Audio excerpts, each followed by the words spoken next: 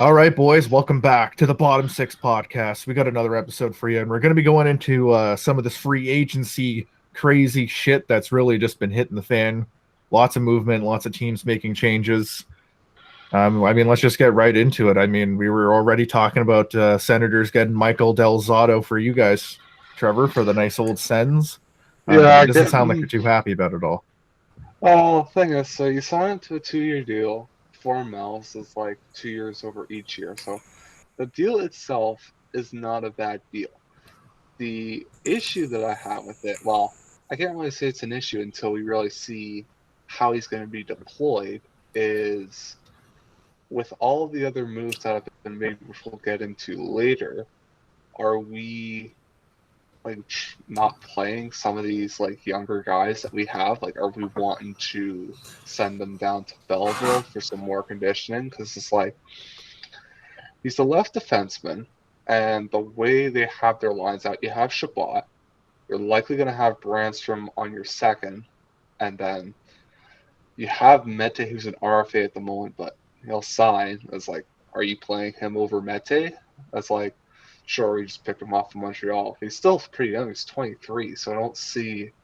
That's like, who would you start out of the two? Is he maybe like a seventh defenseman, just kind of have that insurance type thing? But we'll have to wait and see what comes of it.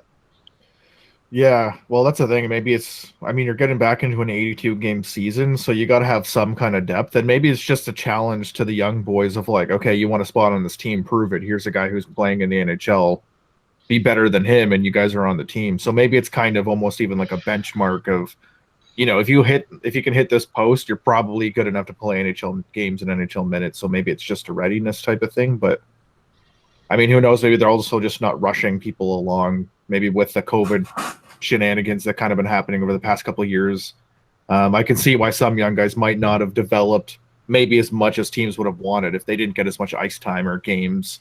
Kind of just a bigger sample size, really. So maybe it's just kind of like, okay, let's give them a little more time in the oven. And I don't see anything wrong with that. I mean, if they tear it up in the AHL, then okay, hey, let's give this guy a shot, throw him in, and let him get a few games. And so why not just, be a little gentler on the guys and let them cook a little more. Mm-hmm. Yeah, and with that, they added more defensemen because then they ended up trading Evgeny Dadonov to Vegas, in which they got defenseman Nick Holden, which he's normally a lefty himself, but from what I was hearing from reporters, they might plan to have him play on the right. So they got him, and they got Vancouver's 2022 third-round pick, which I believe was the pick that Vegas got off of trading Schmidt over to Vancouver, in which he's now been moved once again. But Dadonov gone. So That's they got a interesting whole. too. I guess he must have just not really fit in with the Sens in that case, because I thought like Dadonov, I mean, it didn't seem like he had a great year last year with the Senators, but I mean, he's a pretty good forward. So, I mean, maybe the change of scenery will do him well, and Ottawa does get rid of that cap hit, which is okay too. Can't complain. Yeah. Because the only thing that's kind of up in the air is, so you get rid of him, you get 5 mil off the books. It's like, we've got a whole bunch of cap space, so it's like maybe they're planning to make a move to bring in some other guy on the right wing, or maybe even if they want to give Boucher a shot for third line right winger to start the year. That's like, I was hearing he was committed to Boston University for the year, but that's like, there are some players where they've committed to the university, but it's like your Owen Power is like, he's committed to Michigan, but he might very well play with Buffalo next year. Oh, interesting. I mean, maybe that's the thing. So there's a contrast here with the Senators where, maybe they're not so ready with some of the defense on the younger guys because they just traded down enough to acquire another defense and then they signed one. But maybe the opportunity is coming for the forwards where they're doing well enough that they're thinking, okay, we can give them more ice time. And maybe there is a couple other young guys they're looking at of giving them a chance at least, right? I guess we'll see in that regard. But that's what it looks like to me. Maybe defense needs some more time. And offense is kind of looking a little better than they thought. Yeah, because otherwise they've just made a whole bunch of leagueman deals. They signed Andrew Agazzino to an 800K deal. Leafs legend Pontus Aberg to a one-way league min. Also an Trade Oilers portal- legend. Also Oilers legend. I mean, Just I go didn't around mind him when he that. was on the Leafs. I don't know how he did on the Oilers, but Auberg was pretty good. I thought he like had some speed to him and like could keep up. If I remember correctly, he didn't really get his fair shot with the Oilers. I believe they put him on waivers and he was snatched up pretty quickly. So I think, or he was traded. I can't remember exactly, but I remember being, kind of stoked to have him coming into the Oilers because, he's a speedy little guy, but he wasn't there for very long. And I can't remember exactly how he left.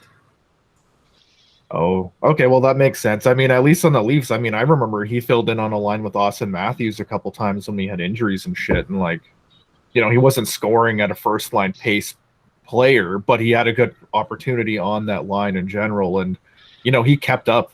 Like, that's the thing. He was in the play and he was like with the boys, and that line still scored with him on it. So not too bad of a pickup, especially, what did you say, 850,000 you got him for? We just signed him to league man. Yeah, so I mean, like, you can't complain. That's a no-risk deal. That's just guy. You throw him in, you see how he does. I mean, maybe he ends up producing more than you think, but otherwise he's some good, decent depth if you have injuries come up. Yeah, because otherwise... Go ahead. I was just going to say, I mean, I'd rather have him on my team than fucking Kyle Turris. I mean, it is true. Like, Kyle Turris, it doesn't even seem like the Oilers want to play him at this point in time. I'm pretty sure he's getting buried in the minors this season, which is sad to say because he was like a huge up-and-coming player. He had some good numbers, and now his career's just fallen completely off track. Did he get, when he was on the Senators, Trevor, did he have, like, Turris? Did he have an injury history or something that may have caused this? Like, I agree with Tyler where it's just like, what happened? If anything, he was on an incline of like, okay, this guy looks like he's about to hit his potential, and then he just fucking crashed and burned, like, got moved around to teams, and then obviously on the Oilers, he's kind of gonna get buried now. Yeah, I think before the big three-way trade between Ottawa, Nashville, Colorado, I think either in that year or the year before that, he had some sort of injury. I can't remember off the top of my head, but it certainly could have derailed things. It's like Nashville, he was all right, and then as Tyler's not really too proud to see with the Oilers in the last year, just things haven't clicked for him of late.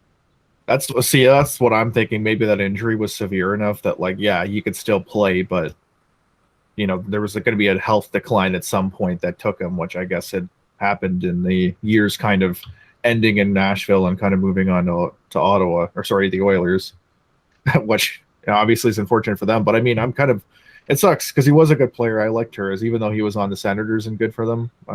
He was a good player when he was more in his prime, I guess. So what else do you got going on here? I don't know who Cole Sherwood is, Trevor, so I mean, maybe you could shed some light on him. It's just a whole bunch of prospect signings, essentially. So we get Cole Sherwood, we get Dylan Hetherington. So a couple prospects, but nothing too big going on here. Pretty quiet day for the Sens. Yeah. Yeah, they didn't do too much. But so I was looking up Pontus. He was claimed off waivers by, of course, the fucking Anaheim Ducks. So he's been shipped around a lot in the past couple seasons, eh?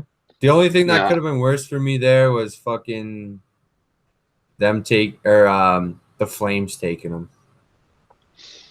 Yeah, in that situation, I mean, it's going to be a shame if he ends up going on to be, like, say, a goal or a point every 2 game kind of player, like a half point per game. Like, if he ends up being that good, it'd be like, man, okay, there's a lot of teams that missed out on a pretty decent, like, second, third line guy if he ends up hitting that potential.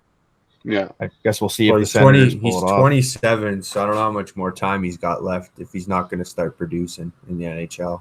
Well, it's like he could see him back overseas. Nobody ever plays him enough. That's, I think, his problem. He just, like, he never has the time to fucking settle. So if he can get a full year with Ottawa, then maybe this is his chance. This is honestly his chance to to step into the lineup in Ottawa and make a name for himself here. Maybe he slots Yeah. in that third line, but if he's not slotting that third line, he might start the minors. Yeah, Well, I mean that's the thing too. Maybe he just ends up becoming an AHLer at this point and just call up for an injury or something. No. he put up 44 points in 55 games with the Marlies 2 seasons ago. Yeah, exactly. And He then was he went pretty back. good for us in the Marlies, and he did pretty decent in the NHL when he came up. He had 8 points in 16 games with Edmonton before he went to Anaheim. And then 19 points in 37 games. So he does produce pretty good for – so I think you guys There you might go, got half a good a point per game for, player. That's what I'm saying. For league minimum. That's a pretty good signing. I think he can really help you guys out quite a bit. I think he's going to be playing on your NHL squad, and he's going to be one of those guys who's just going to move up and down the line. Like, you know, they're probably going to do the juggling thing again. I think he's just one of those guys in the mix of, like, let's just see where he fits. Yeah. He played for a team called Tractor last year in the KHL. Tractor Chelyabinsk. Yeah. Chelyabinsk. Well, at least he got some games in. But Ottawa made some signings, but it let a couple guys walk in free agency. So we had Ryan Zingle signing a 1.1 deal with Arizona for the year. And so his career's over. Well, the thing is, like, he knows he's going to get playing time. Like, a 1 year, Arizona, I think we've already kind of mentioned, they seem like they're gearing up for just tanking this season. So I think they're just kind of taking guys that, like, hey, we'll give you ice time. We have nobody else that can really play, and maybe you flip them at the deadline to a team that's making a playoff run, get some more assets out of it. I mean, otherwise, if he plays well, maybe you keep him, or he walks, and then he tries to go get, you know, whatever payday he's hoping to get, because I think DeSingle's been kind of bouncing around the league quite a bit. So Arizona, if you're listening, Senators' backs, though, I don't think they're going to be too upset about losing him. Arizona, if you're listening, please take Koskinen. That is all. They already sounds like they might be sending him just to take his cap. I mean, I saw some rumors about the trade being in the works. There's still, I've been seeing rumors that apparently there's a couple trades in the work, but, you know, Columbus wanted to take the whole fucking farm team for them to take Koskinen. They're like, oh, we'll give you Korpisalo, and we want Koskinen, your first, and a prospect. Like, pardon? Korpisalo and Koskinen have pretty much the exact same numbers the last 3 seasons, so you can fuck right off. That's the thing. Like, I think people just overvalue Korpisalo because he's playing for Columbus, maybe, and still doing okay. But he's 27, man. Yeah, like, that's the thing. I wouldn't give up a fucking first round pick in a like, I would consider, okay, here, like, if you really didn't want Koskinen anymore, like, okay, here, take Koskinen, we'll take Korpisalo, and we'll give you, like, a B level prospect or something along with it just to sweeten the pot. Like, but I mean, a first and then a top prospect, that's a huge ask. So, and that's what they wanted. They wanted a top prospect. They wanted what's his name? That kid from Guelph, the Russian kids, Smirnikov? Samorukov. Yeah, they wanted Samorukov, and I'm like, yo, we haven't even tried Samorukov in the NHL. He's a big boy, so why would the Oilers want to get rid of him? Exactly. Like, it's a stupid trade, because chances are you trade for Korpisalo and you may end up sticking with Smith for most of the season anyways, and then you just traded your farm team away for a backup. Like, that's if anything, you should be looking at, like, the Rangers with Georgiev. I mean, going. That's what I think too. Yeah, I would be going for that guy. Like, they have a surplus of goalies. They definitely want to get rid of one. It's like they've been trying to, I think, for a while, but they just have never got their ass. But send Korpisalo their way, and then like, for that one, I would actually consider, okay, here, I'll give you a first and Korpisalo for Georgiev, because he could be like a legitimate starter for a while for you guys. He also requested a trade too, not that long ago. So he does want out. Yeah, because the thing is, like, he's basically got the ability of a starter, but who's it, Shesterkin? He's kind of he's kind of come out, and he looks like he might even be more of an elite 10D, but Georgiev is still good. It's just kind of like, we can't have 2 really good starters because it's going to be too expensive. You got to chip one out. So, yeah, it's like, if I was the Oilers, he's the guy that I would consider targeting, and I'd be willing to pay a bit of a, some type of a future asset to achieve him, especially if you actually had like, okay, I have solid goaltending now for however many years, because this is going to be our main guy, and he's shown consistently over the past few seasons that he can be a starter. But I also, I'm kind of hoping that Skinner or Konolov are able to step in and be that goalie that we need in the next couple of years here. So we ride Smith for another season, and then hopefully one of those guys ready to take the reins. Maybe that's what the plan is, and that's what the 2-year thing was. Is like, okay, you can start again this year, Smith, and then next year Skinner's coming up, and hopefully he'll be a bat. Like Smith can be the backup at that point, and Skinner can kind of take over more of the games, like maybe a tandem 1A 1B situation they do there. Yeah, that's what I'm hoping for.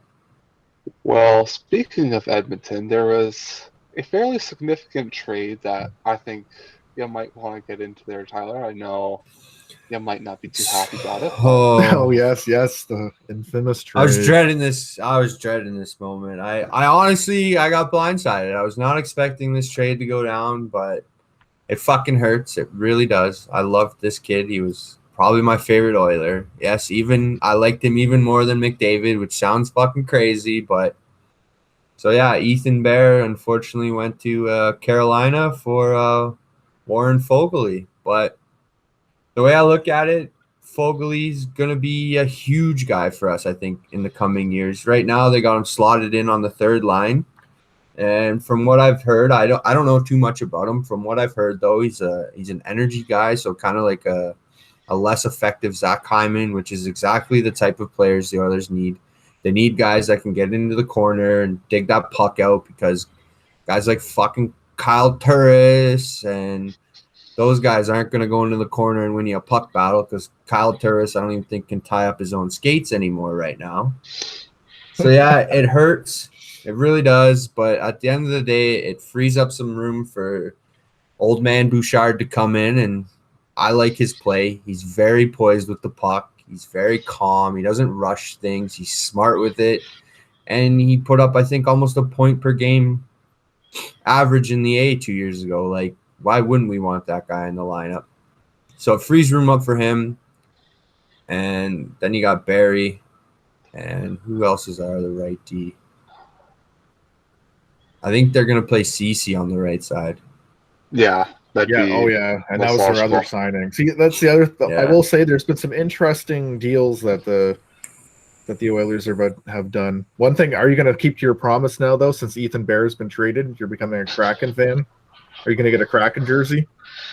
Nah, I can't fucking do that. You can get a Larson. You can get a Larson Kraken jersey. Man, I didn't. If I was going to get any Kraken jersey, it would be my boy Jordan Eberle, obviously. True. Because you can see that's an Ebb jersey right there, but I don't have it turned around because, he doesn't play for the team anymore. But I'll still keep that jersey forever because he was a gem. Oh, yeah. But then another good thing is, like, when they traded for Bear, Foegele was a restricted free agent, and they recently signed him to a 3-year, $2.75 million a year contract, which I think is a great signing for him. Right now, the Oilers are, I think, $400,000 over cap, but that's without Clefbaum going to LTIR. So once that goes, that'll free up probably another $3 to $4 million. They still got to get Yami signed, which I think they can probably get Yami signed for probably around $1.5–2 million a year, because he put up some good numbers, but I still don't think he's worth big contract money yet. So I would say give him another bridge deal, make him earn a big payday if that's what he wants. But so we'll see what happens there. I'm still waiting for that signing to happen. And then, like we said, Cody Cece signed in Edmonton. He had a good year last year in Pittsburgh, but, what did he get, though? 4 years? 4 years, $3.25 million. 4 years of Cody Cece. Trevor just are like, hold on. Why? You guys have bad taste of Cody Cece, but you gotta remember he's only 27, so he was probably like 24, 25 when he played with you guys. So he was just a young buck. But here's a prime example: Jeff Petrie. when Jeff Petrie played with Edmonton, he was a fucking disaster. He was a joke. Everybody hated him. He was terrible. And now look at him. He's older. He's a fucking top defenseman in the NHL. So when Cody Cece is a fucking number one defenseman in 3 years' time, y'all can suck it. Yeah, All right? they're likely to play him top four because I'm assuming Bouchard's likely going to be your third D on the right. So it's either you go Barry or you go Cece. So it'll probably be Nurse, Barry, Keith Cece, and then Russell Bouchard, which does not sound like a great defensive core right now. But again, crazier things have happened. Vegas's defensive core the first season was not that strong, and they went to the fucking finals. So I don't know. It doesn't look great on paper right now, but again, paper's different than the game. So I guess we'll have to come back to this probably 30 games into the season and see where these guys are at. Well, for now, I'm I'm glad you're hopeful. optimistic at least, but Well, I will say this: the forward group got way better. The forward group got way better, which is huge because that's been a huge issue for a long time in Edmonton. Is the top guys have never had supporting cast. I will agree. Your offense has gotten stronger. Your defense has definitely has some question marks to it, and then your goaltending is pretty much the exact same. So really, it's just it's the defense that you got to go. Okay, let's see how the hell these guys perform. The only thing I'll say about Cece is like I think he's fine if he's like in a more sheltered role. Like I think he's good if he's a bottom pairing D, but I'm more worried for you guys like if he's in your top four. Because like getting too much time, it starts to expose a lot more of his like weaknesses and flaws. But when he's in like, say penalty killing and like playing a third pairing role, he's very acceptable at that kind of a position. I'd be totally fine if the Leafs kept him at that. But the thing is, obviously he wants more money than what the Leafs can afford to pay a bottom pairing D. So we'll see how he does with his top four position. Who knows? I don't know what he played in Pittsburgh though last year. Like, was he top four in Pittsburgh, or was he playing more Pittsburgh, he was top six. He was the third pairing. So it's like having him in the third pairing for Pittsburgh worked out for them to a certain degree. But it's like, as mentioned before, it's like with Bouchard likely coming up, you're likely seeing Cece either first pair, second pair. So we'll see. Because it's like with the Sens, he was first. With the Leafs, he was first for the most part, at least. Yeah, and I didn't like him in that position. Let's see if a second pairing maybe does. It's like kind of somewhere in the middle. Yeah, it's like that's the thing. Like, it's an experiment, but the only thing I don't like about the experiment is the 4 years that you're giving him in that. Like maybe a 2-year try. Like I would do maybe 2 years. Yeah, but I'm not sure exactly why they went with a 4-year. But here's the thing. Again, I go back to it's a new season. Anything could happen. What if Bouchard steps in and he takes over the top four role? And next thing you know, now Cece's back on the third pairing where you guys think he should be. And then Bouchard's now playing top 4 minutes. He's looking good. We've got Cece back on the third line, which is looking good too. And then defense might even look better than last year. I mean, losing Adam Larsson, that stung because he was a big, tough stay-at-home defenseman, but at the end of the day, that's really the only big loss that the Oilers had on D. Bear was nice, but Bear struggled here and there, right? He never really found his game. He never really found his touch.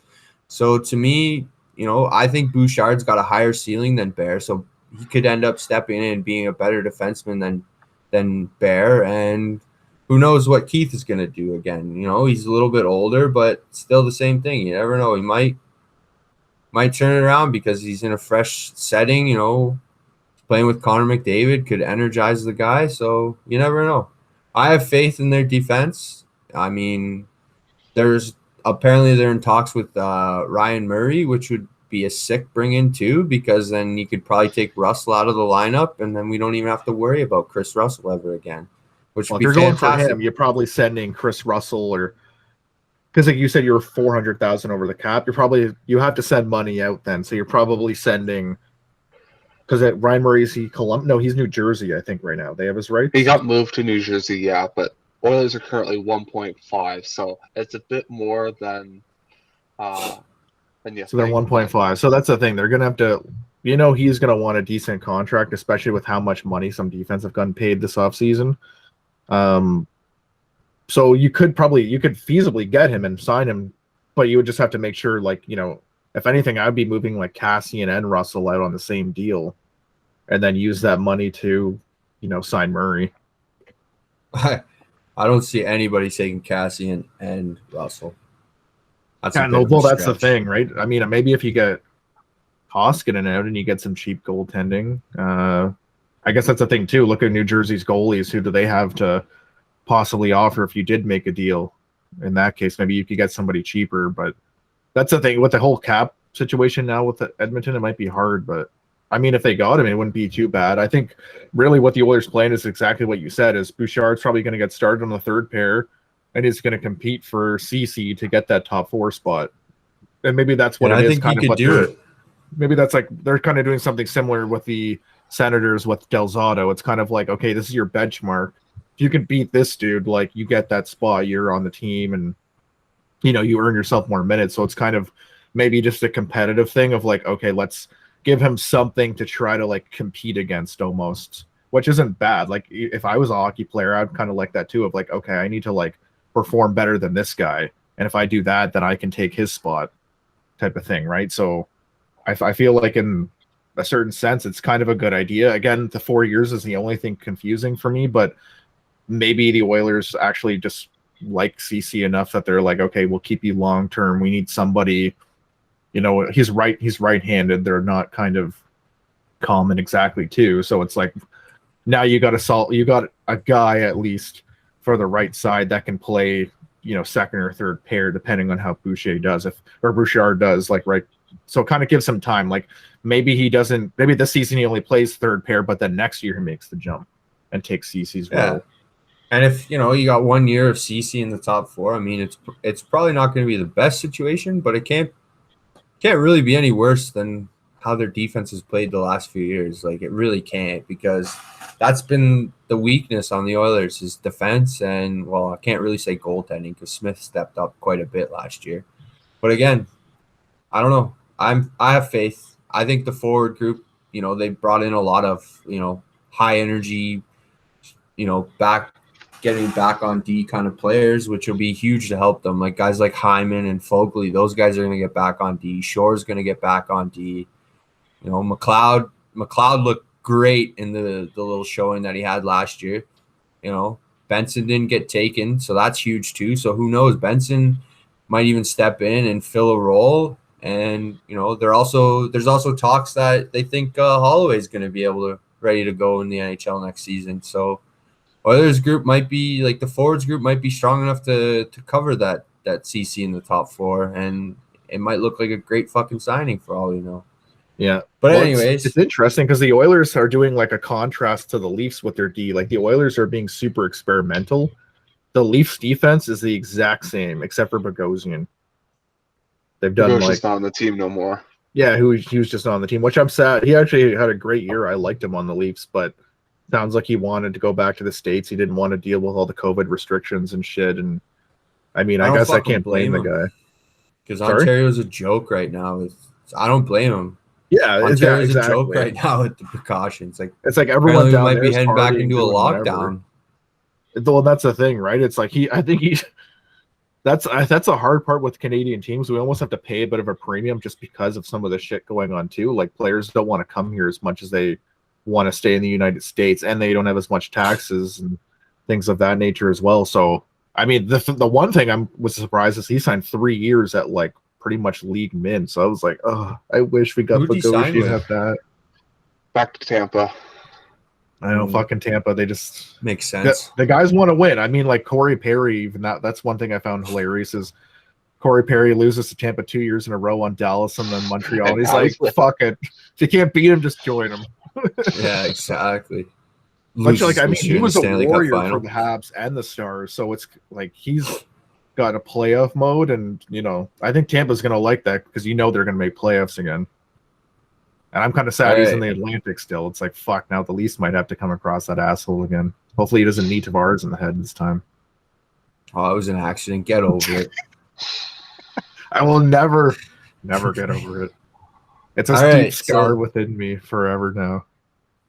yeah, well, at least you didn't have fucking Ryan Kessler grabbing your goalie and then fucking get scored on in the fucking second round of the playoffs. Fucking Well, bullshit. that's because the Leafs can never make the second round of the playoffs. If we at least made it there, maybe I'd have a cool deep scar tissue story, but they fucking can't even do that, the bastards. Okay, so then Edmonton also signed Tyson Barrie to a 3-year, $4.5 million cap hit, which is only $500,000 more than what they had him for last year, which isn't bad. They got him for 3 seasons. I mean, some people didn't want to bring Tyson Barrie back. I was kind of hit or miss. Like I would have been too upset if he didn't resign, but at the same time, I was kind of happy they brought him back because he led all defense in scoring, and yeah, he might have had McDavid and Draisaitl for a lot of that, but still, like that's nothing to laugh about when a guy leads the NHL in defensive scoring. Like, fuck it, bring him back. Why not? And if, like I said, if Bouchard or even Broberg can step in, next thing you know, you got Tyson Barrie playing third line minutes, and he's just like out there snipping around on the power play. Like, fuck it, bring the guy back. He wants to be in Edmonton. He loves being here, so why not? I think the boys love him, so yeah, keep him around. I'm totally okay with Tyson Barrie's cap hit. He could have probably signed for 6 somewhere else because I'm sure somebody would have gave him $6 million. So to me, it's a pretty good cap hit. Yeah, I was actually so ready to chirp you on this signing, but I was like, after I saw what he got, I'm like, 3 years actually isn't too bad of a term because initially I thought he was going to be like 6 years at 5 or 6 mil. So 3 for 4.5. I mean, that's actually one of the more reasonable contracts Holland signs this off season. I mean, it probably would have been nicer for them to get him a little less than 4.5, but I mean, it's kind of fair value, I would say, for him. It's pretty fair. Yeah, he's already offensive offside, so it's like he can do really well in the offensive zone. It's like his defensive game might not be as good, but when you've got your power play of McDavid, Draisaitl, and Barrie, and then add in your couple others, bring in Nuge, bring in Yams, you've got quite a lethal power play. Probably throwing, and that goes back to the Hyman and Foegele signing because now that beefs up the second power play unit a bit because the Oilers, if the first power play didn't score, chances are the second power play unit's not scoring either because they're mainly only out there for 20 seconds. McDavid, Dry, Nuge, every power play they're out there for a minute and a half, minute 40. Like, so those other guys beef up the second power play unit, gives Bouchard a chance to get some more power play time, playing with guys like Hyman, Foegele, like, and then probably Yamamoto, Puljujärvi. Like, that sounds like 2 pretty strong power play units, and you know they already had one of the best power plays in the league the last 2 years. So now you can give McDavid and Draisaitl a little bit more rest, and they can do some more damage on 5-on-5. Yeah, I mean, well, the thing too is what you were kind of saying about Foegele being kind of like a Hyman light. I mean, why not put Hyman as like a net front guy on your first PP, and then Foegele is your net front guy in the second PP, so you kind of still have, I mean, even that little gritty punch on it. I guess the thing though is if you do Nuge, Draisaitl, McDavid as the offensive line, I guess it'd be depending on whatever defensive pairing you put on the offensive power play one. Like, I don't know, it kind of just gives them more options. Like, I'm trying to think of it. I'm like, there's like 3 different ways you guys can do that first power play unit now. So instead of you just sticking to one plan, you actually have options to kind of mix it up, which, you know, it's pretty nice considering, like, I experienced it with the Leafs. They didn't do fuck all. Our power play was great at the beginning of the season, one of the best in the league, and then, fuck, what was it? How many games did we go without scoring a power play goal?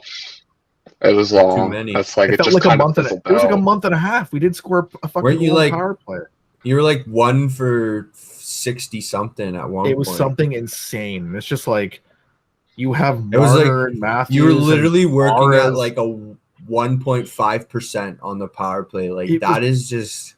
It was. I could have scored more power play goals for fuck's sake. And the saddest thing about that is it was all against Canadian teams too. Like, you didn't even play guys like Boston and Tampa and the Islanders. Like, if you would have played Boston, Tampa, and the Islanders like that, you would have lost every game 8-9-0. They would have just fucking slaughtered you. Well, the thing is, the season before, the exact same thing happened before COVID hit. We were we came out, we were just studs. Our power play was absolutely disgusting. And then like halfway through the year, it's like teams figured it out and just started shutting us down. So our power play, when we were playing Tampa and Boston and whoever, that exact scenario was happening. We were starting to lose more games because our special teams was not able to fucking do anything. It was utterly useless.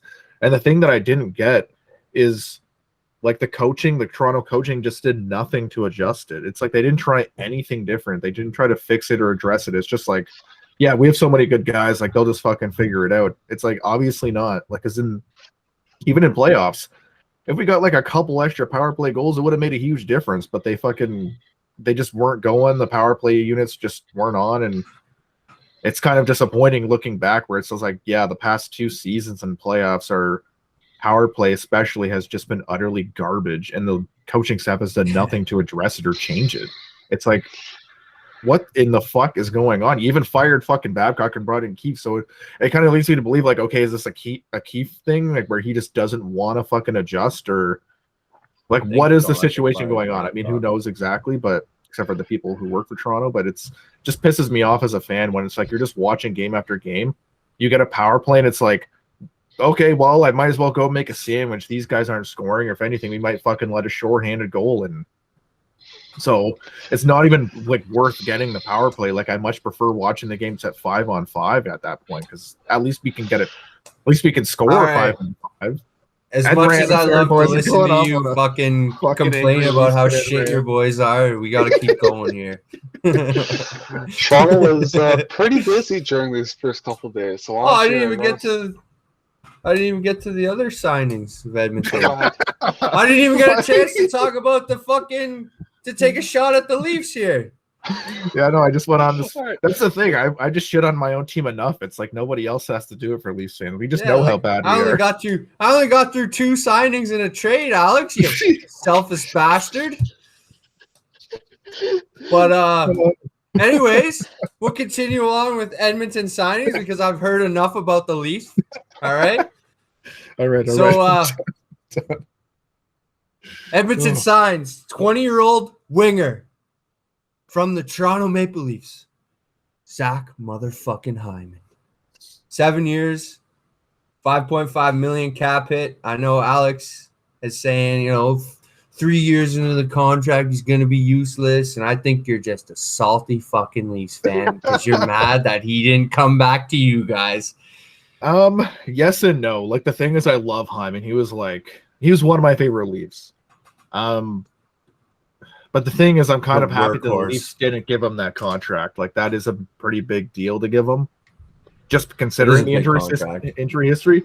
So, yes, I'm upset that the Oilers took him from us. Fuck the Oilers. How dare you do this to us? Like, I obviously am salty about this. Like, fuck off. I wanted to keep Zach Hyman.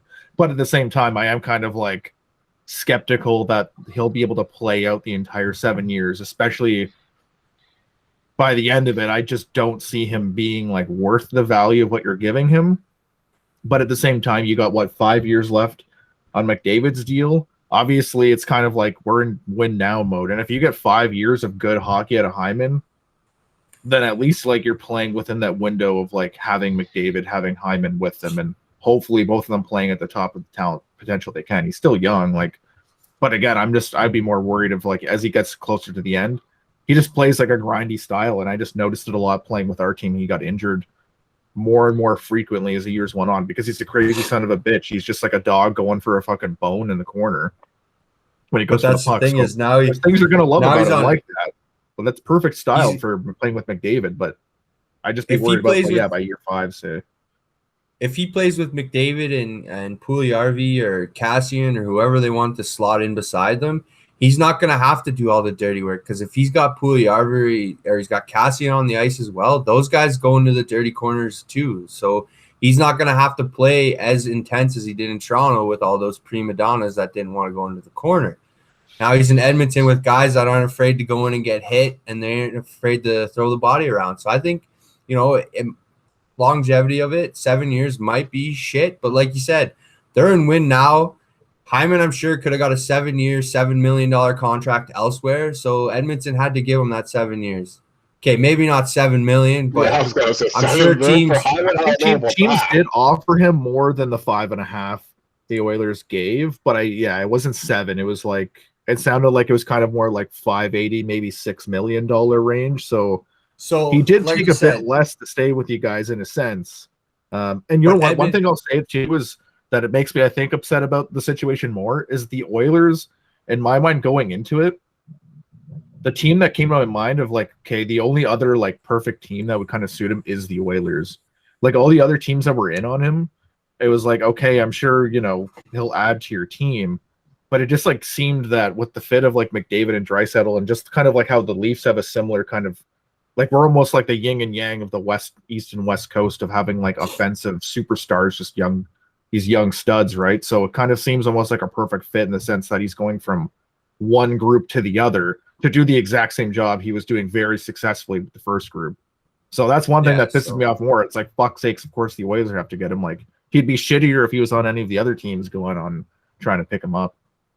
Yeah, like Calgary or Vancouver or someone like that, I don't think he would have fit in too well, but he fits the style perfectly for Edmonton, and I think he's going to do really nice alongside McDavid. And even if he doesn't find chemistry with McDavid, you just slot him back to the second line. You fucking let him bang the body for Draisaitl. Draisaitl loves getting into the corner, throwing the body around. So I think if he doesn't fit well with McDavid, he'll fit great with Draisaitl. And if not, then we fucking riot and burn Edmonton down and move the team. Well, honestly, the other really great thing about Hyman, at least when he was on the Leafs, is you can put him on any fucking line, and he's amazing on it. Like, it wasn't like, he can only pull, like, if he doesn't fit with your superstar guys, it's not going to work. I remember we put him on the third line sometimes, and he would drive that entire third line and would just be a beast. Which would be like, huge. It's almost like the thing is, I would have rathered him almost be on the third line most of the time, just so our third line was just as effective as our first two. And exactly what you're saying, it's going to be huge for you guys because you need that depth around those big names that you have. And if Hyman's not going, right, take a shot at Foley. You never know. Foley might grab some great chemistry with McDavid, and then now you got Hyman playing second line minutes. Then you got Nuge, Draisaitl, Hyman. Then you got Puljujarvi, McDavid, Foley, and that's your top six. That's a fucking solid top six. Even without Foley in there, it's a solid top six. Because you go back to Nuge, Draisaitl, and Yamamoto, those guys were one of the best lines in hockey 2 years ago. They were fucking all playing at over Yamamoto was just under a point per game. Nuge was over a point per game, and Draisaitl was way over a point per game.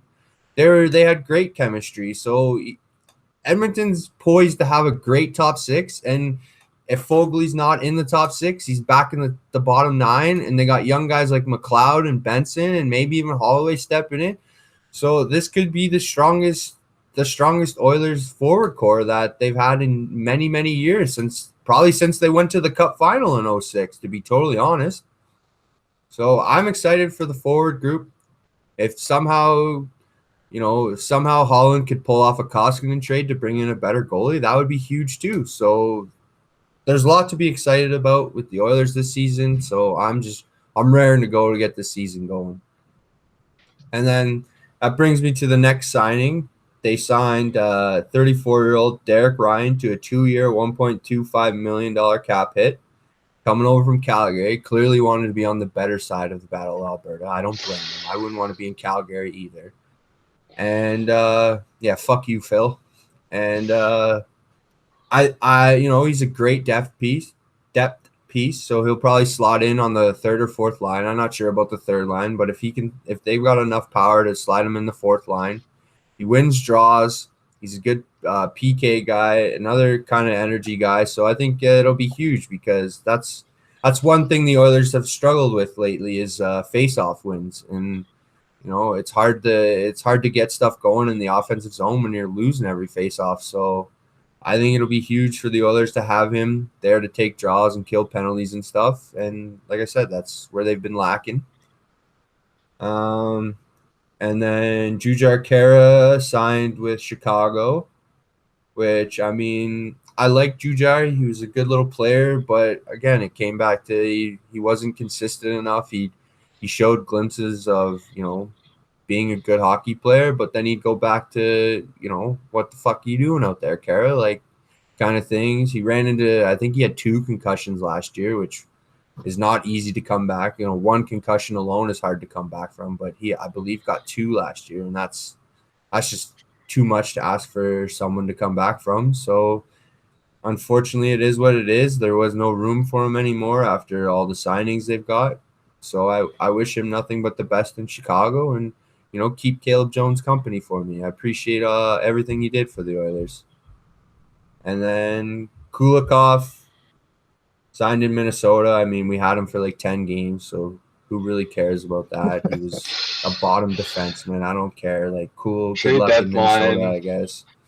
Yeah. If he was even with the Oilers still, it's like he'd fit like 3rd line, if that. He's not taking Keith's spot. He's not taking Nurse's spot. So, like, do they really want to sign him to a 2-year, $2.25 million to fill in for Chris Russell? No. Fuck that. That's way too much money to have that guy filling in for Chris Russell, especially because I'm pretty sure they're paying Chris Russell like $3 or $4 million a year, which is just insane. Fucking Chiarelli. God damn. We're still feeling the effects of that asshole. And then and then Oilers still need to sign Yamamoto, Skinner, and Benson, which they'll all be pretty small signings because Benson has I don't even know if Benson's played many games in the NHL. I don't believe so. And Skinner's only played 1 or 2, I believe. So those guys won't command big money because they haven't done anything to deserve it. Yamamoto might be, like I said, looking around $1.5–2 million a year. If that, he might even sign for less. I know they've qualified him. I'm not sure what the deal is. Nothing's really been said too much about him. But I'm hoping they get that deal done soon because I swear to God, if I lose Ethan Bear and Kyler Yamamoto in the same year, then I might have a heart attack. Who knows what's going to happen? This could be the end. I might have to burn everything. What's that? And at that point, you for sure will have to become a Kraken fan. That's just the final. That'll be an Eberle jersey. That'll be a Larson jersey, and that'll probably be a Grubauer jersey. Yeah, exactly. The fucking transition will begin, boys. But yeah, that's pretty much all Edmonton did, which was quite a lot. But at the same time, I think Holland did a good job bringing in some guys. He could still fix the D, but there's a lot of young guys in the D prospect pool right now that could hopefully step in. And then next thing you know, Chris Russell's sitting in the box. Cody Cece's up in the press box. And then you got Broberg, Bouchard. You got all those guys stepping in. Maybe Legason can find his game this year.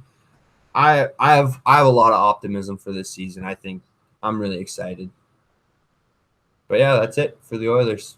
All right, well, let's get into the Toronto notes because, I mean, the thing is that there was not much really they could do too crazy, which I feel like upset a lot of Leafs fans. I think they were expecting some gargantuan signing or a trade of some kind because I see people upset about a lot of the moves Dubas made, but which we can't Hamilton got 9.5 in 7 years. Like people were rumoring that and getting Landeskog and crazy shit, which sure, that would definitely make our team better. Can we afford them? No, we can't. Leafs fans had Grubauer, fucking Hamilton. You had Hyman coming back. Leafs fans had all that. They're like, yeah, just slot those guys in. We'll keep paying Marner, Matthews, and all those guys, and we'll just sit $40 million over the cap. We'll sit a bunch of guys out, and we'll pull a fucking Tampa. Like Leafs fans, some Leafs fans are so delusional with the thing can happen. Like they fucking signed Curtis Gabriel. They're like, plan the fucking parade, boys. It's already over. We got the cup this year.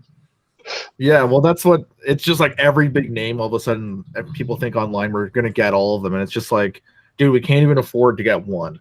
Like, what the fuck makes you think everybody's coming to our team? Like, fuck off with that bullshit. Let's be realistic. And I think what Dubas got here was some realistic shit. Like, okay, yeah, Curtis Gabriel, I have no fucking clue who that is. Mike Armaldo, Alex Biega, those 3 guys, like, they kind of seem like those are just depth. If shit happens, you got somebody you can call up. Otherwise, they're probably playing in the NHL or the AHL and the Marlies. The first kind of bigger deal was Michael Bunting, 2-year, almost league min, just a little above, which I'm pretty excited to see what this kid is, because it sounds like he was a pretty, hard-nosed, kind of gritty kind of guy on Arizona. Obviously unknown playing for Arizona. He doesn't seem like he's going to be coming with like a bunch of high point totals, but being on Arizona is going to hurt your stock for sure, because no one knows who you are. He looked good playing for Canada in the World Championship. Yeah, see, and that's what I heard. They was pretty solid there. for them. And that's the thing. He's pretty like, underrated. We need more assholes like him that can just fucking get in people's faces and do some damage to the other team. As you said, prima donnas all over our squad. So we need some guys like Bunting that at least can be somewhat of an asshole and a pest to other players. So I'm interested to see how he does this year, and relatively cheap too. He was pretty underrated for Arizona too last year. It's like, I don't think he really got too much ice time, say first half of the year, but looking into that second half, he was starting to climb up into the time on ice on the team and was doing rather well. Yeah, so if anything, you know what, I think Dubas kind of snagged maybe a bit of a diamond in the rough, and because if he can make the squad stay healthy and make an impact, we win with that contract. It's relatively cheap, so I can't complain. And these are the things we have to get excited as Leafs fans, because that's all we can afford during this offseason. So I'm excited for Michael Bunting. Woohoo! The next one that was kind of interesting too is David Kampf, 2-year, $1.5 million per year. And it was interesting to me because nobody seemed to know who this guy was, but I do recognize him. And I don't know if it was because from Chicago. He came from Chicago. Yeah, and I don't know if it was because they played the Oilers in the play-in series and I noticed him then. I remember there was a time I was watching Chicago. And let's not talk about that ever again. Yeah, that wasn't that much of a fun ride for the Leafs either. We didn't do too well against Columbus there, so I don't want to talk about again. Yeah, don't want to dwell on it for too long. Have a lot of scars. Yeah, exactly. See, we're the I'll yin say and yang one of thing. East and West. We're the same. I will say one thing. At least when the Oilers do it, they don't even choke. They just shit the bed at the start. They just get blown out, and then it's over. With the Leafs, you guys are like, oh, we're about to win the series. Oh, never mind. Sorry, guys. Yeah, they tease you. We wanted to go golfing. That's what I say all the time. The Leafs don't just lose. They lose in the most horrific ways, just the worst, most painful fashion that they can do it, the most embarrassing way that they can hurt you as a fan. That's the way they're taking. So, it is what it is. Hopefully this year's a little better. I'm going to prepare myself for the worst. Yeah, you're ready for it. Cautious optimism. Yeah, cautious optimism. Yeah. Anyway, Kampf, I liked from one of the games I've seen him in. I thought he was all right. Like, obviously, he's not a big scorer. He seems more of, he's going to win faceoffs. We're going to use him on the PK, which I'm excited for because we do need more penalty killers, especially with Hyman leaving.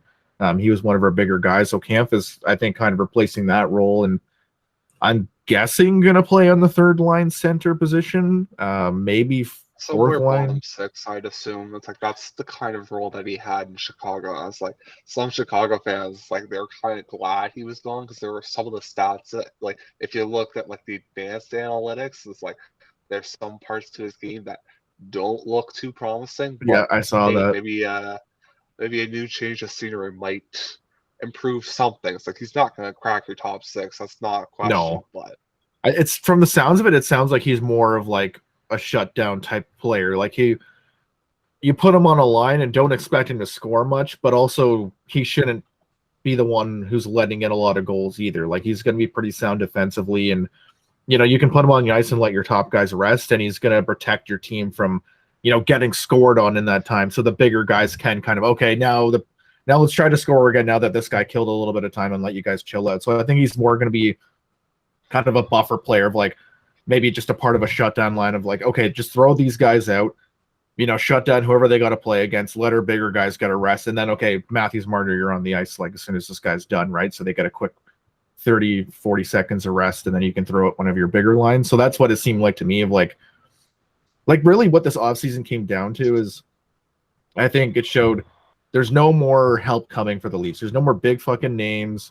There's no top 5 guy that's going to come along that we're going to sign for big money. It's like the core is what it is, and you guys just have to figure it out. And I think that's really what's coming down to this season. Like how I'm kind of hoping it works out is a similar situation to Tampa where they came in, best team in the league. They got swept by Columbus, And then they made like barely any changes over the offseason. They played the same group the next year, and then they won the cup. Now, not saying the Leafs are going to win the cup, but I'm kind of interested I kind of like the idea of, you know what, don't just blow it all up and trade everybody and do what Leafs did in years past where they would just trade everyone off right away. It's kind of like, you know what, stick with the plan, stick with the core. Let's give these guys one more shot. Let's see if they can get it done and at least win a couple rounds and make an impact in the playoffs. Like, don't make it an emotional response and just trade one of them off for nothing. But it's really sending a sign, like at least Dubas is to the team of like, there's nobody else coming to help you boys. Like, you guys have to fucking figure this out and get it done. And if you don't, then, you know, we're all fucked because Dubas might even be out of a job if they don't fucking figure something out, right? So Keith, they're all getting fucking canned. Yeah, like I think it's definitely like a year of like, okay, this is the team I put together. This is what you're getting. Like, I can't really do much else. You took all the money I fucking had to sign anyone, so you guys really have to do it. You have to figure out your own problems. You have to figure out how to win games and keep like Dubas is really just adding some type of depth pieces to play around these guys to help them somewhat, but it's really sending the message of this is all you're getting, dude. I have nothing else I can fucking add because going through the list here, Carl Dahlstrom, another fucking two-way league min contract, just a Marley's dude get called up for injury. We obviously got Peter Mrazek, 3 years, 3.8 mil. I'm actually fine with the signing. Like Brett Anderson, thank you for your time in Toronto. I loved you here. But the last 2 years, you just looked beat up and destroyed, and you just weren't a starting goaltender anymore. And $4.5 million is way too much, in my opinion. So Carolina can have fun with him. I'm interested to see how Mrazek does, especially as a tandem goalie, because I'm kind of fine. Like Campbell, I thought was really good this past year. We'll see how he does again in an 82-game season, but I think Mrazek will be a great partner for him to have. So, I mean, a fine signing in my book. So I don't know what your boys' thoughts are on that one, but that was probably, I guess, our biggest signing of the offseason was getting Mrazek. I would say, well, first of all, the Leafs did to Freddie the same thing that the Oilers did to Talbot. They played too much. They played him way too much, and they expected way too much of him. And then when things started to go south, all the fans turned on them, basically ran them both out of town. I mean, I'm hoping Freddie does the same thing Talbot did. Talbot went on to other things and became, a decent goalie for Minnesota there for a bit. I'm not sure if he's still with Minnesota. I don't really follow him much anymore, but he looked really well there, and I'm hoping the same thing for Freddie. I hope he looks good in Carolina. So who knows? But I like it. I think Mrazek's going to be a good guy. Both guys kind of needed a change of scenery, and hopefully Toronto media and fans don't eat Mrazek alive, and because that's honestly a lot of, and I'll say that about Toronto and Edmonton. They both are the same way. They can kill a player's confidence just by being on social media. So if the others or the Leaf fan can, frig off for a bit and let him find his groove, maybe he'll, become that good goalie he once was. To me, Freddie, I was looking at Freddie and Mrazek's stats. They're basically about the same for the last 2 seasons. So who knows? It's not really an upgrade, and it's not really a downgrade. They essentially swap goalies without actually like trading their rights to each other. But it's like having signed Mrazek, you've got a decent tandem. You'll probably have a 1A, 1B situation. Who's your 1A? Who's your 1B? I'd say it's probably still to be determined because I think the two goalies are kind of on an even playing ground. It's essentially who comes out of camp the best. But yeah. That's kind of how I see it. It's more of, it's insurance because Campbell did get injured last year. So it's kind of like, okay, if at least you got 2 guys that are pretty decent starters. If one of them gets hurt, you got another option that you can throw in there. So it's kind of, I guess, more of like a safety measure. But I think that's the thing too. It's kind of like, okay, who's going to win it? It's kind of another benchmark of like, okay, we're going to push Campbell because if he wants to remain the starter, he's going to be better than Mrazek. But we're also giving Mrazek a chance to, claim a starting role in Toronto.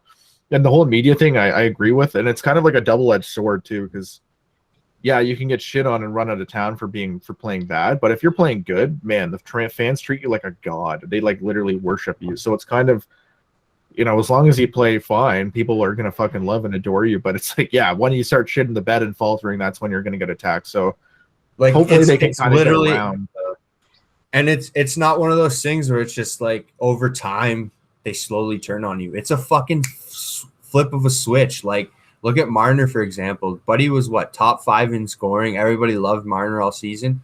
Then all of a sudden playoffs come, he shits the bed, and everybody's like, trade Marner. He's a fucking bum. Get rid of this guy. He's fucking useless kind of thing, right? Like, I think that anger is more justified because of his contract too and everything that surrounded that, because he held out and like there was all this media thing and like Darren Ferris coming out and making remarks. Like, he made it like a whole dramatic fucking thing, which like for me as a fan pissed me off and made me kind of like lose a little bit of love for Marner, because he was my favorite player in the Leafs before that point.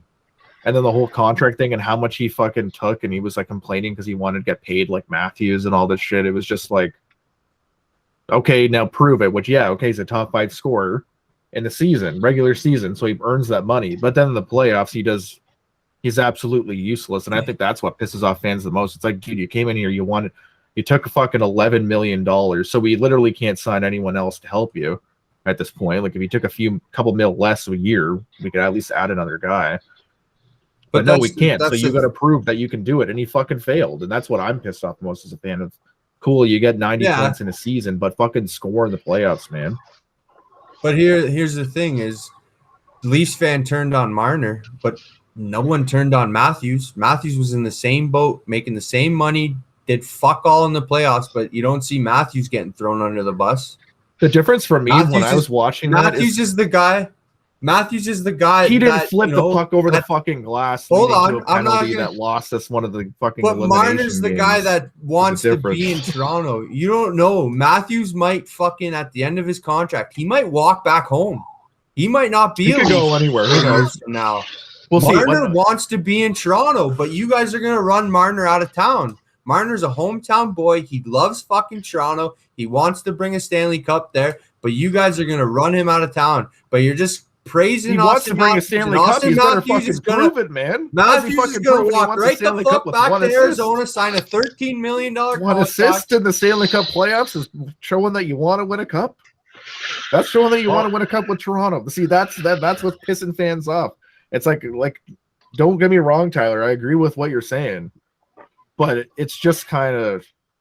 You can't. It's just unbelievable. It's a fan. It was just like you're watching, and like the difference for me when I was watching Matthews and Marner in the playoffs is, they both got shut down for the most part. Matthews got a couple more points, okay, but the biggest difference was Matthews was really fucking solid defensively, like in his own zone. Like, he was great. He fucking killed off lines. He won a lot of faceoffs. Marner was useless on both ends of the ice. He did nothing the entire fucking series. He was absolutely dreadful. And really all he did is, like, he panicked. He did, I think, 2 puck over the glass penalties back-to-back games.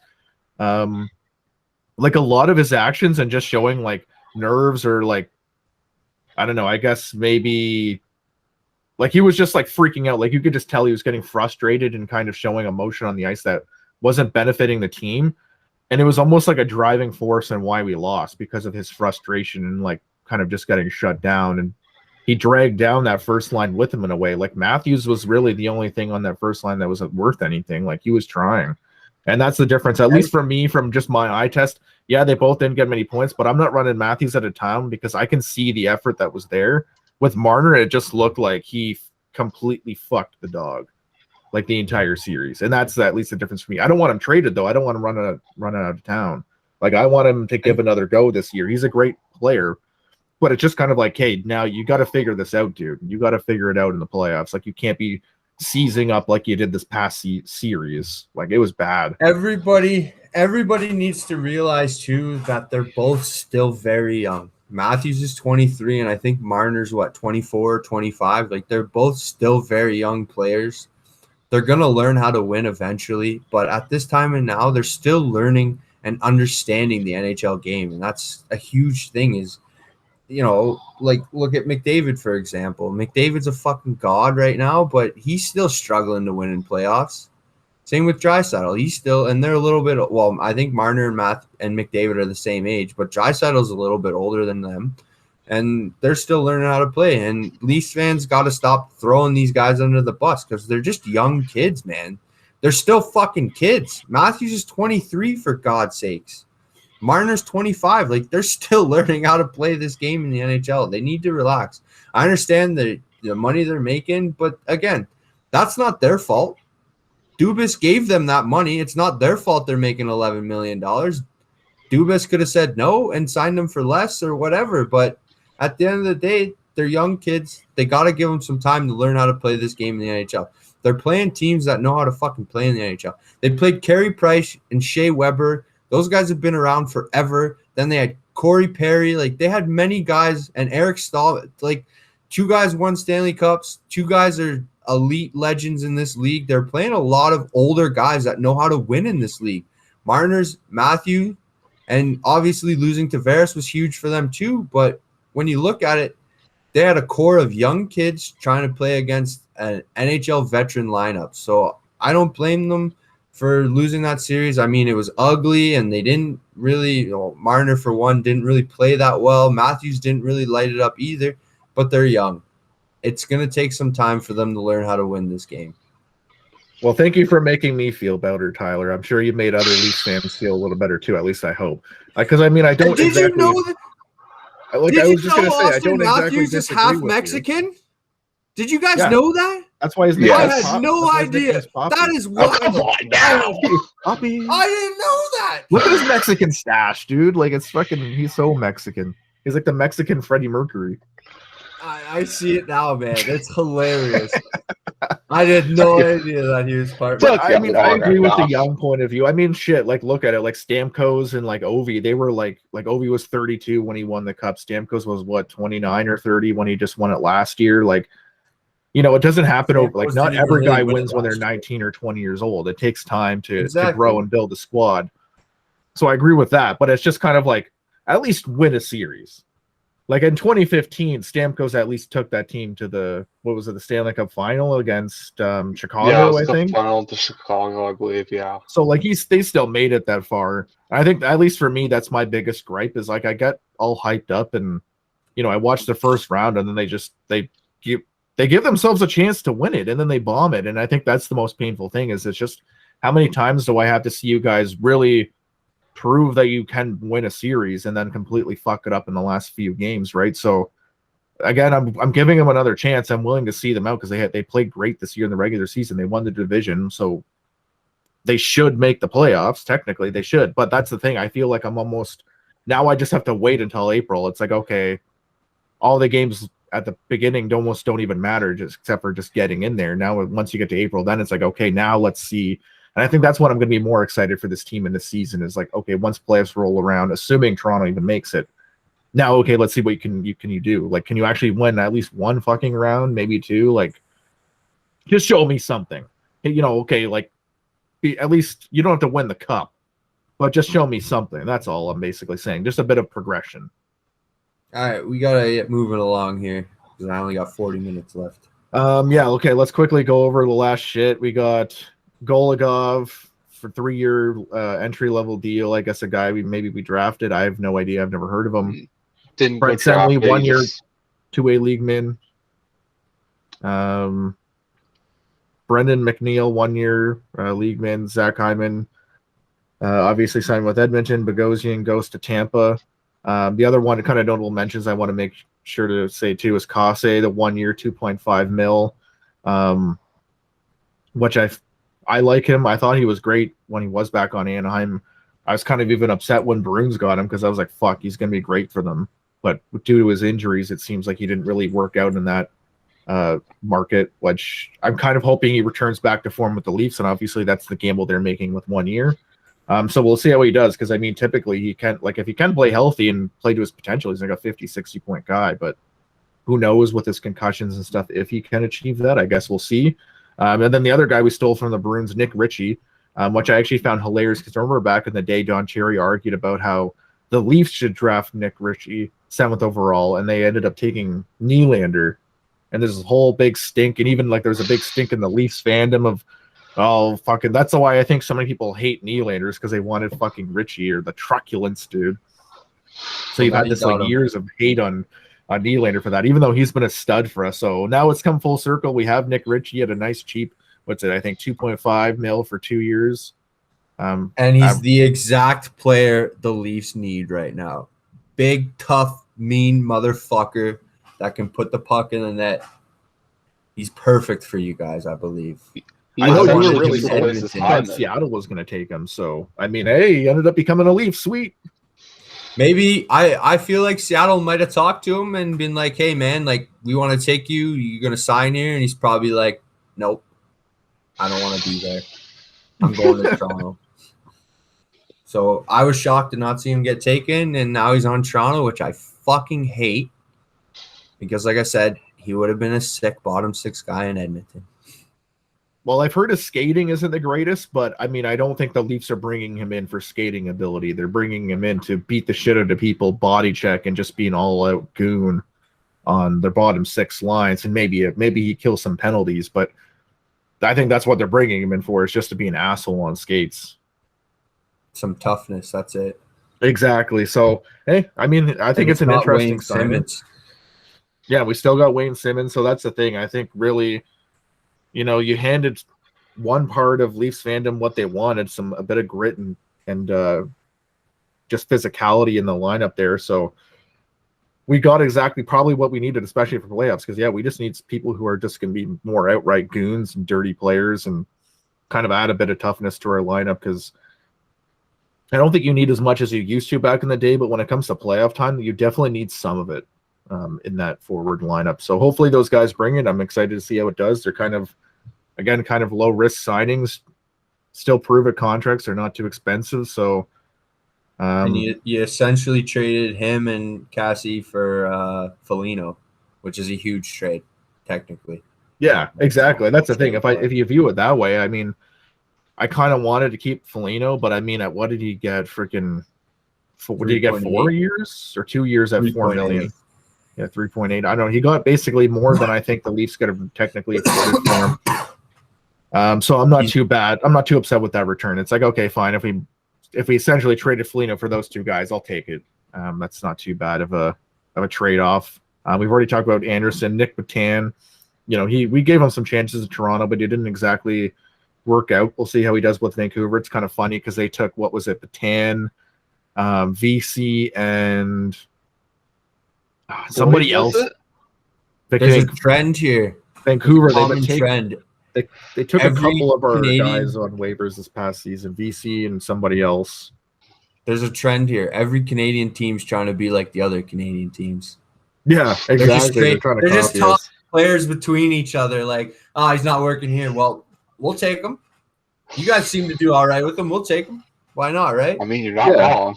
Exactly. Well, that's the thing. Those guys, like, they were decent depth guys for us. Like, I didn't mind having them along. So, I mean, good luck in Vancouver. It is funny how Vancouver swept up a lot of our kind of spare guys.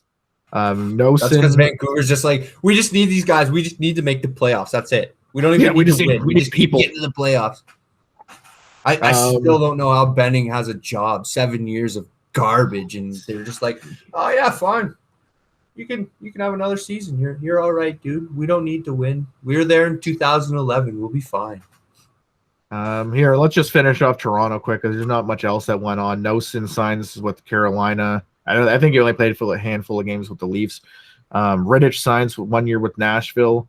I was pretty optimistic when we got Ritchie, but he sucked during his time in Toronto. Terrible. He was very bad. I just want to thank the Oilers for ruining his career because he did that stupid bat flip move when they beat us in the shootout, and then next time they played him, just absolutely buried him. I think put 7 goals in on him, and then his career just right downhill after that. Yeah, I was excited for them to get him, but he was bad. So, I mean, good luck, Nashville. Maybe he'll do a little better there. Riley Nash, again, we barely got anything out of him. He was injured when we picked him up. 1 year with Winnipeg. Let's see how he does there. And I don't know how much cap room we have now, really, at this point in time. I don't think the Leafs are too big. I think if they really want to do anything, they got to make a trade at this point in time or get like another league min dude. Yeah, they're currently 1.4 over, so they'll have to make some sort of move. But it's like the thing is, they don't have they do have RFAs to sign, but it's it's just guys that you'll have just down in your minors anyway. So it's probably they might be actually completely even because I'm just looking at cap friendly. So you said 1.4 over, Trevor. It looks like they have projected 1.4 mil in LTR that they're going to be using. So which I think is okay. So they must have it where it's like they're exactly at the cap currently. All right. If they were to so start. on to some significant signings here. Yeah, let's just point out a So, couple, maybe also- like because I know you have to leave soon, Tyler. Yeah, Ryan Suter signs 4 years, $3.65 million with Dallas, which I think is crazy. Yeah, it's like Yeah, 4 everyone thought years of Minnesota Ryan was Suter. crazy, but Jeez, 4 years. He's gonna be 40 when that's over. That's insane. He is a shell of his former self, and to give him 3.65 for 4 years, they're gonna regret that real quick. I bet. oh yeah. Some teams just spend so much money on players that shouldn't have got it. Like they just went on a spending spree, and it's like you guys are gonna be buying these guys out in like 2 or 3 years. Like there's no way they're playing those contracts. And then Holtby signed 1 year, $2 million with Dallas. There's another questionable move. Like, I guess it's not too bad, $2 million for Holtby, it's but $2 million. people- So And only 1 year. it's not terrible. But he played in front of a stacked Washington team, so that he had inflated stats from having that team in front of him, and he was, they found out the goalie he was last year when he went to Vancouver, and absolutely was garbage. So. It's only 1 year, $2 million. What's it really gonna hurt? And Martin It's a lot Jones better goes than to Philly, Suter. 1 year, 2 mil, pretty much the same hit. Which I guess that's the thing. Who would you rather have, Holtby or Jones? I think I'd rather have Holtby at the 1 year instead of Jones. Jones sucks. honestly, they're both on the same plane for me. It's like both of them didn't really have the greatest of last year. So it's like to see them both make $2 million off of like a try-it deal essentially for each of these teams. It's like they'll get time on the ice. Obviously, they're not going to go down to the minors, but they might not put the greatest of numbers up. That's the thing. I guess these teams are just kind of like, let's Connor just see. Hogg gonna be the starter anyways.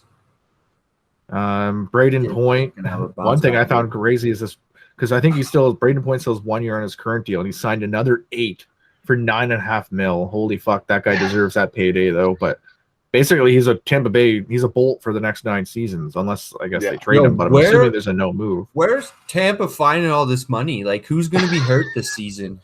Well, That's that my 9.5 question. doesn't apply this Until next season. year. So Yeah, it'll be next any year's issues problem. they have now are dealt until next year. Now, like they are still a fair bit over the cap, but they'll just have to Yeah. deal with more next year. Yeah, exactly. That's Oh, next yeah. year's issue. That's down the line. Like Breeze Raw has to figure that out. Like he's not worrying about it.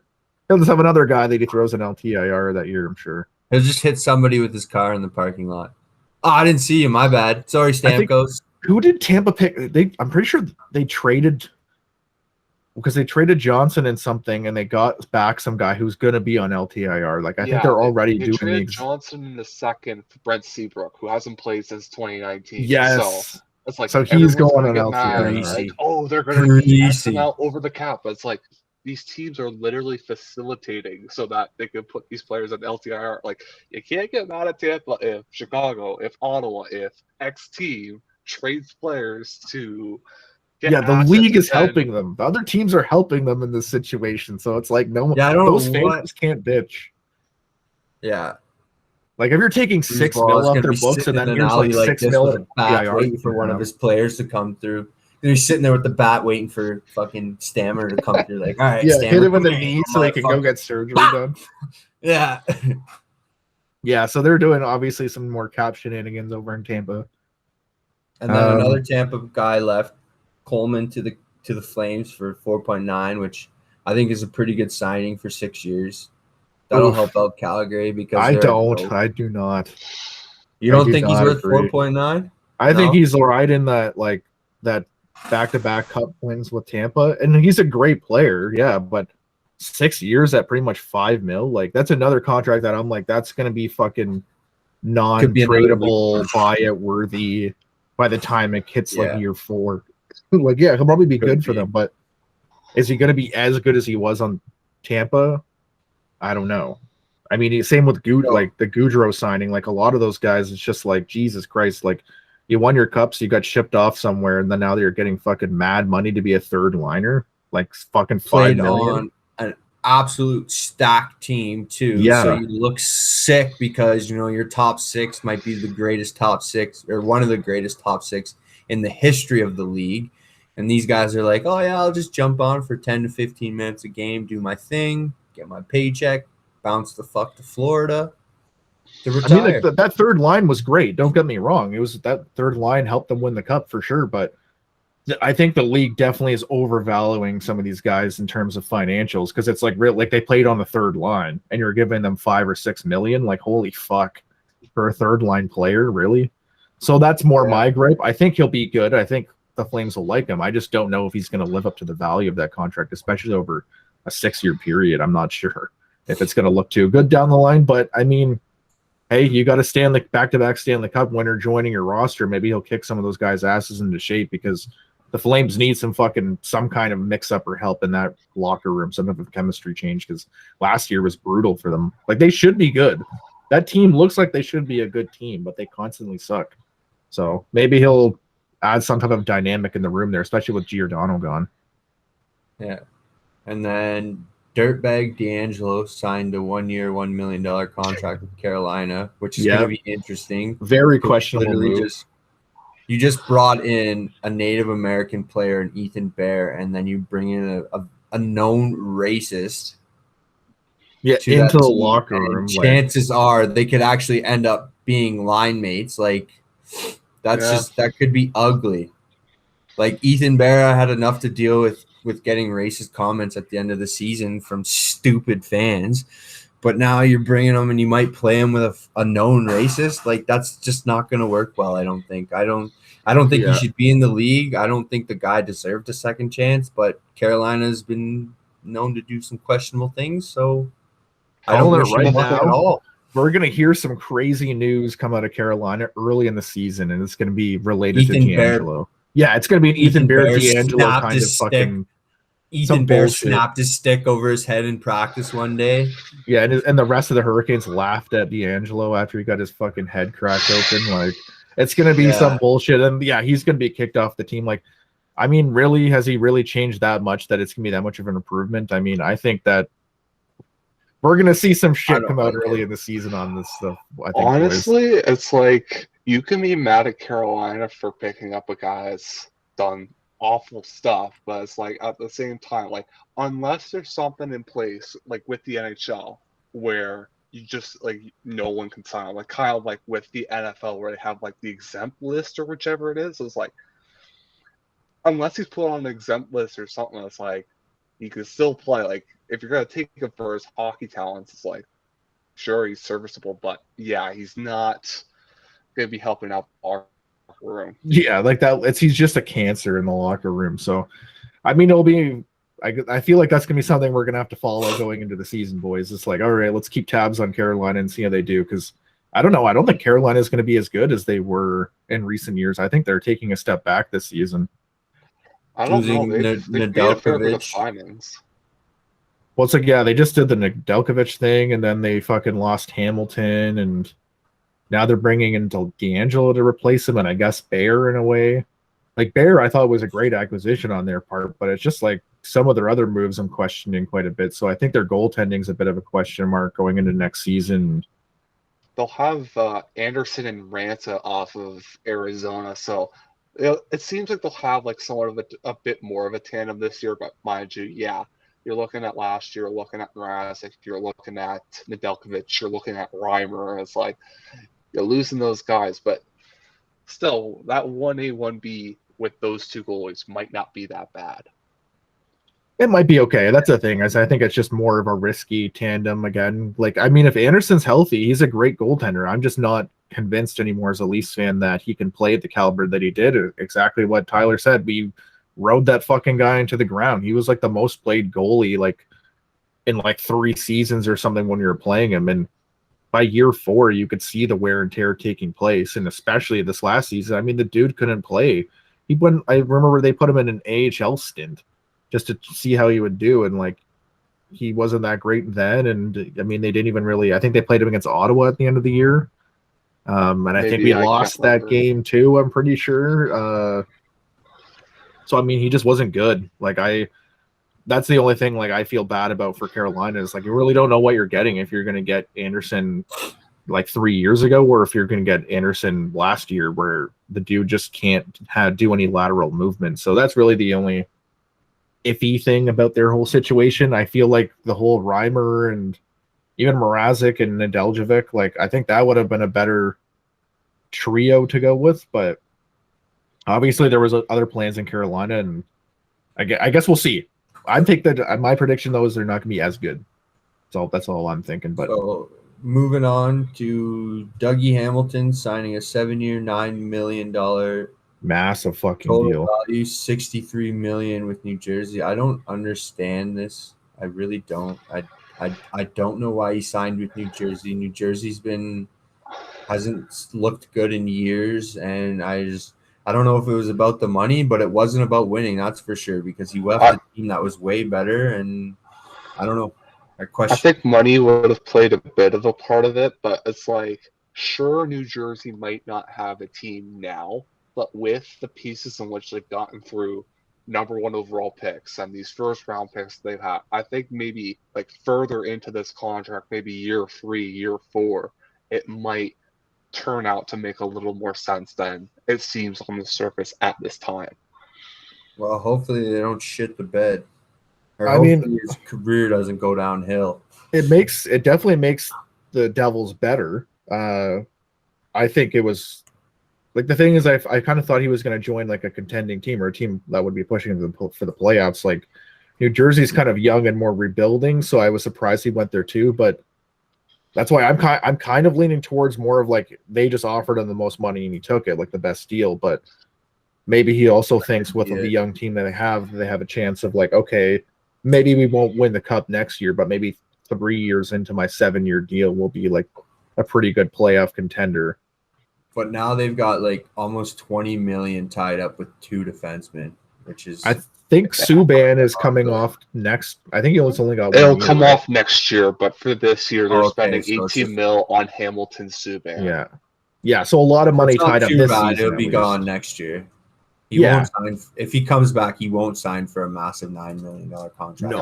No one's gonna take him at that. Fuck. He'll be at like $3-4 million probably. Yeah, which I mean, I'm sure he can't complain. But Subban's probably rich as fuck at this point. So I'm sure he's not really that upset. No, exactly. I'm sure he'll just be happy to play NHL minutes. And if New Jersey's looking like they're doing good, then why not stick around and with that program and be part of that core if they're starting to kind of have success. And with him coming off the books next year, this $9 million doesn't really look that bad, because then next year you only got the $1 $9 million defenseman. Exactly, right? You can put that money towards your young bucks. Way cheaper.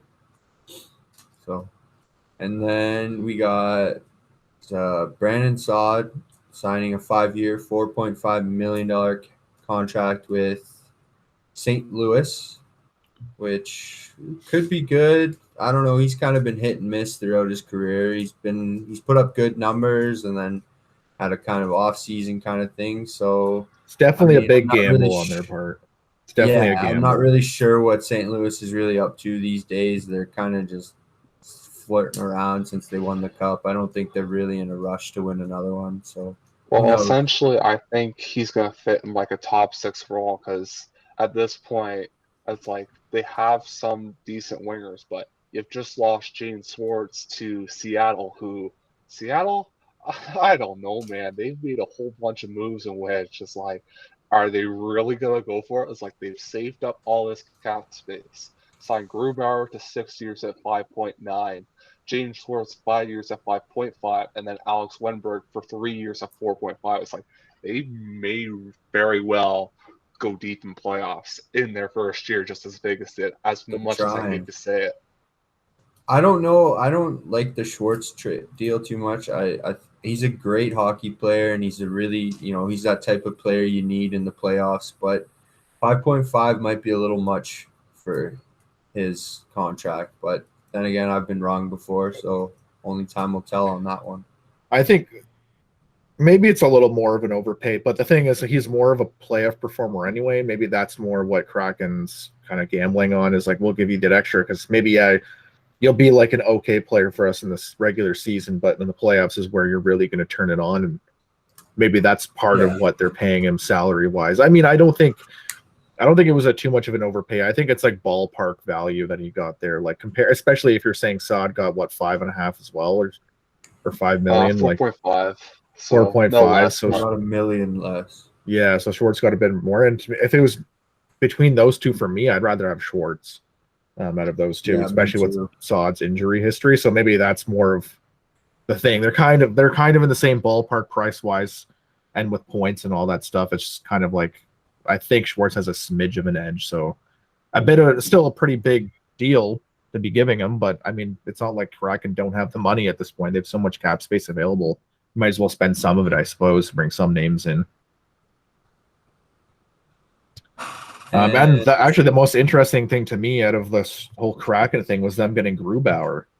Funny enough, they ended up getting Grubauer because I think we were saying in our draft kind of mock when we were going through for the entry draft or the expansion, I think we've all considered Grubauer as a possible pickup for them, but since he was a UFA, it was kind of like we were all kind of leaning towards, why not pick somebody else and see if you can sign him, which now they ended up signing him and forced Colorado to trade for Kemper. I don't know if he was unprotected or not.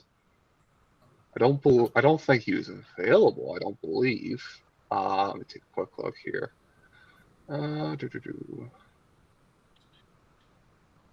Okay, no. Yeah, he was the protected goalie for Colorado, so they could have been taking him. It's just Colorado probably ran into a situation where they tried re-signing him, they couldn't. Seattle ends up taking them up, and then they have to move elsewhere. Yeah, which I mean, Kemper's not too bad, but I think they had to trade a first and some type of player, like a prospect or something for him. Yeah, I traded Connor first. Timmins. Yeah. A first, a second, and Connor Timmins, I believe, is what went back to Arizona. Well, the second's only effective if Colorado essentially wins the Cup this year. They got to win the Cup, and Kemper's got to play 50% of the games, in which, mind you, if Colorado does end up winning the Cup, that is going to happen. It's like you're not going to see any of these lower-end guys in Colorado's goaltending depth play a majority of playoffs when you've got Kemper. No, and I think that's why Colorado did it. They were pretty much put into a position of like, fuck, we need a starting goalie. And yeah, they couldn't lock in Grubauer, so yeah, they just had to go for him in the Kemper in this sense. Arizona had them by the balls there, and they're kind of like, well, we want this, this, and this, and they're kind of like, oh my god, if we want to win, we got to. Yeah, if anything, it's nice for fans outside of Colorado to finally see Colorado get a bit of like, good, fuck you. You have to pay up at least something now, for God's sakes, because they've been fleecing so many people for years with trade. So it was kind of nice to see Colorado get a. Yeah, Sack has just been fleecing everybody. So it was kind of nice to see them finally get put into a position where they had to kind of get fleeced a little themselves. So it's like, okay, good. It's balancing out a little in this regard. The world is zen again. I mean, yeah. I mean, they ended up getting to keep Landy at the end of the day, too. So I'm sure they're happy. At least they got to keep their captain, which I think he got in, was it 8 years, $7 million? Yeah. Pretty fucking huge contract, which 7 years, I think, is fair value for his services. 8 years, I don't know if he'll be worth it by the time it comes to an end. But I mean, for your captain, I think you just say fuck it and you give it to him. Yeah, pretty much. And they're pretty much at where they need to be now with adding Kemper. So it's not like they need to add any more major pieces. No, exactly, right? Like, there's no big – like, with him locked in, they got their forwards pretty solid. Like, there's nobody really they have to be gunning for in this regard, just kind of building up depth and maybe some other pieces around him. So I don't think they can complain too much. No. So, well, guys, you got anything else you guys want to go over before we end her here?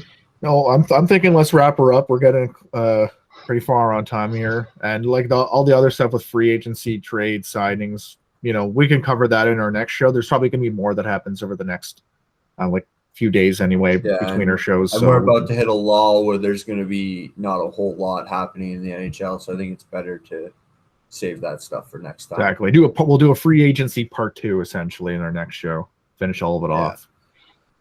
And then stay tuned, folks, because in the coming weeks we'll start having guests on the show. Yes, very true. Very true. So things are about to start heating up, and we're gonna have some fucking fun here, boys.